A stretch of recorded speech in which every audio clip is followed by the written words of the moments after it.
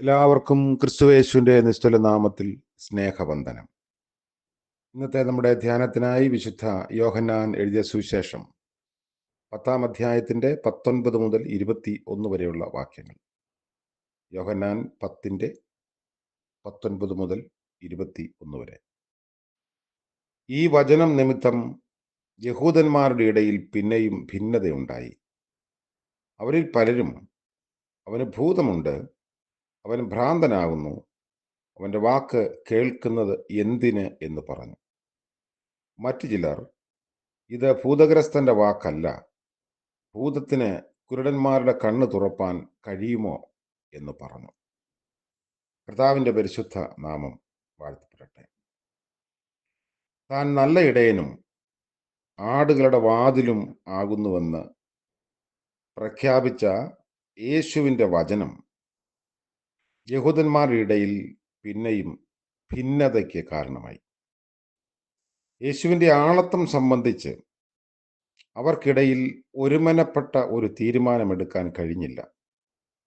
ഭ്രാന്തനും ഭൂതഗ്രസ്തനും ശ്രദ്ധ കൊടുക്കപ്പെടാൻ യോഗ്യതയില്ലാത്തവനുമെന്ന ഒരു പറ്റം ആളുകൾ പറഞ്ഞപ്പോൾ, മറ്റൊരു പറ്റം ആളുകൾ പ്രത്യേക സിദ്ധികളുള്ള ദൈവ സ്പർശമുള്ള ആളായി യേശുവിനെ കണ്ടു.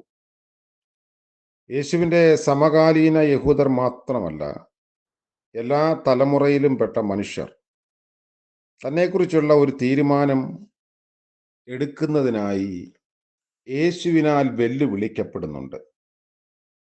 സമകാലീന യഹൂദർ യേശുവിനെ ഉപേക്ഷിച്ച് കളഞ്ഞതിനാലും യേശുവിനെതിരെ ദുരാരോപണങ്ങൾ ഉന്നയിച്ചതിനാലും തങ്ങൾക്ക് വേണ്ടി ഉദിച്ച പ്രകാശത്തിന് നേരെ അവർ കണ്ണടക്കിയാണ് ഉണ്ടായത്. അതുകൊണ്ട് അവർ നിത്യമായ അന്ധകാരത്തിന് ഇരകളായിത്തീരുന്നു. ഇവിടെ നമ്മൾ കാണുന്ന ഒന്ന്, യേശുവിൻ്റെ കാലത്തുണ്ടായിരുന്ന പല യഹൂദന്മാരും പറഞ്ഞതുപോലെ യേശുവിൻ്റെ വാക്കുകൾ ഭൂതഗ്രസ്തന്റെ വാക്കുകൾ ആയിരുന്നില്ല. നിരനിരയായി വന്ന അനവധി ആളുകൾ ജീവിതം കൊണ്ട് സാക്ഷിക്കുന്ന കാര്യം യേശുവിൻ്റെ വാക്കുകൾ ഉന്നതമായ സുബോധത്തിൻ്റെയും പരിജ്ഞാനത്തിൻ്റെയും വാക്കുകൾ ആയിരുന്നു എന്നുള്ളതാണ്. ആ വചനങ്ങളാണ് അവരുടെ ജീവിതങ്ങൾക്ക് അർത്ഥവും പ്രസക്തിയും നൽകിക്കൊടുത്തത്. മനുഷ്യരുടെ ആശയക്കുഴപ്പങ്ങളുടെ മധ്യേ ശരിയായ ദിശാബോധം നൽകിയിട്ടുള്ളത് യേശുവിൻ്റെ വചനങ്ങളാണ്. യേശുവിൻ്റെ വാക്കുകളെ നിരാകരിക്കുന്നതിലൂടെ ധാർമ്മികമായ സന്ദേഹങ്ങളും ആശയക്കുഴപ്പങ്ങളും മാത്രമാണ് ഉണ്ടായിട്ടുള്ളത്. രണ്ടാമത്, യേശുവിൻ്റെ വാക്കുകൾ മാത്രമല്ല, യേശുവിൻ്റെ പ്രവൃത്തികളും ഒരു ഭ്രാന്തൻ്റെതായിരുന്നില്ല. സ്വാർത്ഥരഹിതമായ പ്രവൃത്തികളാണ് യേശു എപ്പോഴും ചെയ്തിരുന്നത്. മറ്റുള്ളവർക്ക് വേണ്ടി ജീവിച്ച ഒരു ജീവിതമായിരുന്നു യേശുവിൻ്റേത് എന്ന് എല്ലാവരും അറിയുന്നു. രോഗികളെ സൗഖ്യമാക്കിയും വിശക്കുന്നവർക്ക് ഭക്ഷണം നൽകിയും ദുഃഖിതരെ ആശ്വസിപ്പിച്ചുമാണ് യേശു തൻ്റെ പരസ്യ ശുശ്രൂഷ കാലം ചെലവിട്ടത്. സ്വയപ്പുകഴ്ചയ്ക്കും സ്വയം വലിയവനാകാനും വേണ്ടി മാത്രം മനുഷ്യർ പ്രവർത്തിക്കുന്ന കാലഘട്ടത്തിൽ സ്വയപ്പുകഴ്ചയ്ക്ക് വേണ്ടി ഒന്നും ചെയ്യാതിരുന്ന യേശു മനുഷ്യവർഗത്തെ തനിക്ക് അനുകൂലമായ തീരുമാനമെടുക്കാൻ വെല്ലുവിളിക്കുന്നു. മൂന്നാമത്, യേശുവിൻ്റെ വാക്കുകളുടെയും പ്രവർത്തികളുടെയും സ്വാധീനം ഇന്നും തുടരുന്ന സ്വാധീനമാണ്. യേശുക്രിസ്തുവിൻ്റെ പ്രഭാവത്താൽ ആയിരങ്ങൾക്കാണ് ഗുണപരമായ രൂപാന്തരം സംഭവിച്ചിട്ടുള്ളത്.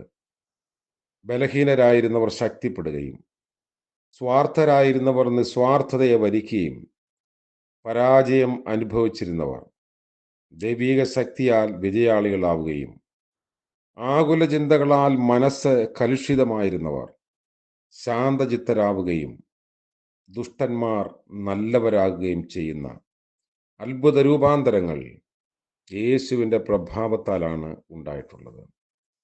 അങ്ങനെ ഗുണപരമായ മാറ്റങ്ങൾക്ക് കാരണമാകുന്നത് ദൈവികമായി ഉത്ഭവിച്ച് അനുഭവമാകുന്ന പരിജ്ഞാനത്താലും അത് നൽകിക്കൊടുക്കുന്ന സുബോധത്താലുമാണ്. ഭ്രാന്തമായ ലോകവ്യവസ്ഥകളിൽ പ്രത്യാശ നൽകിക്കൊടുക്കാൻ കഴിയുന്നത് യേശുക്രിസ്തുവിനോടുള്ള ബോധപൂർവമായ ഒരു സമർപ്പണത്തിന് മാത്രമാണ്. അതുകൊണ്ട് ഈ വചനങ്ങൾ നമ്മെ കുറച്ചും കൂടെ ധ്യാനാത്മകമാക്കുന്നത്, വെളിച്ചം ലോകത്തിലേക്ക് വന്നിട്ടും വെളിച്ചത്തെ സ്നേഹിക്കാതെ ഇരുളിനെ സ്നേഹിക്കുന്നതിൻ്റെ ന്യായവിധി ലോകം ഇന്ന് അനുഭവിച്ചു കൊണ്ടിരിക്കുന്നു. ധാർമ്മികമായ ച്യുതികൾ കാരണം പ്രപഞ്ചം മുഴുവനും നാശത്തിലേക്ക് വീഴുന്നത് വാസ്തവത്തിൽ ലോകത്തിൻ്റെ പ്രകാശമായ യേശുവിനോട് വേണ്ടതുപോലെ പ്രതികരിക്കാത്തത് കൊണ്ടാണ്.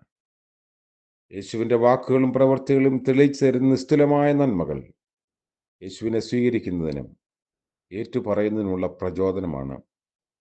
സാക്ഷികളുടെ വലിയൊരു സമൂഹം നമുക്ക് ചുറ്റും നിൽക്കുന്നതിനാൽ അവരുടെ സാക്ഷ്യം നൽകുന്ന പ്രചോദനങ്ങൾ കൊണ്ട് യേശുവിന് വേണ്ടി മനഃപൂർവമായ തീരുമാനമെടുക്കാൻ നമുക്ക് തയ്യാറാകണം. പ്രാർത്ഥിക്കാം. വാഴ്ത്തപ്പെട്ടവനായ കർത്താവേ, പുതിയ ദിനത്തിൻ്റെ പ്രഭാതത്തിനായി ഞങ്ങൾ അങ്ങയെ മഹത്വപ്പെടുത്തുന്നു, സ്തുതിക്കുന്നു. ഇന്നത്തെ പകൽക്കാല ജീവിതത്തിൽ വ്യക്തമായ തീരുമാനങ്ങളോടും ദർശനങ്ങളോടും നിലപാടുകളോടും ജീവിപ്പാൻ ഞങ്ങളെ സഹായിക്കണമേ. പ്രഭാതം മുതൽ പ്രദോഷം വരെയും ഞങ്ങൾ ചെയ്യുന്ന എല്ലാ കാര്യങ്ങളിലും, ഞങ്ങളുടെ യാത്രകളിലും, മറ്റ് ജീവിത ആവശ്യങ്ങളിലുമൊക്കെ തിരുക്കൃപ പകർന്ന് കർത്താവെ, അവിടുത്തെ സ്വാധീനത്താൽ ജീവിപ്പാൻ ഞങ്ങളെ ഇടയാക്കണമേ. നല്ല തീരുമാനങ്ങൾ എടുക്കാൻ ഞങ്ങളെ സഹായിക്കണം. കർത്താവിൻ്റെ സാക്ഷികളായിരിക്കാൻ ഞങ്ങളെ ബലപ്പെടുത്തണമേ. ഇന്ന് ജന്മദിനം ആഘോഷിക്കുന്നവർക്ക് വേണ്ടിയും വിവാഹവാർഷികം ആഘോഷിക്കുന്നവർക്ക് വേണ്ടിയും പ്രാർത്ഥിക്കുന്നു.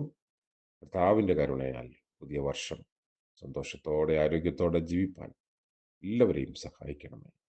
യേശു മശീഹ മൂലം പ്രാർത്ഥിക്കുന്നു, കൃപയോടെ കേൾക്കുമാറാകണമേ. ആമേൻ. സകല ബുദ്ധിയെയും കവിയുന്ന ദൈവിക സമാധാനം, അനുഗ്രഹം, കൃപ നമ്മോടുകൂടെ എന്നും എന്നേക്കും ഉണ്ടായിരിക്കുമാറാകട്ടെ. ആമേൻ.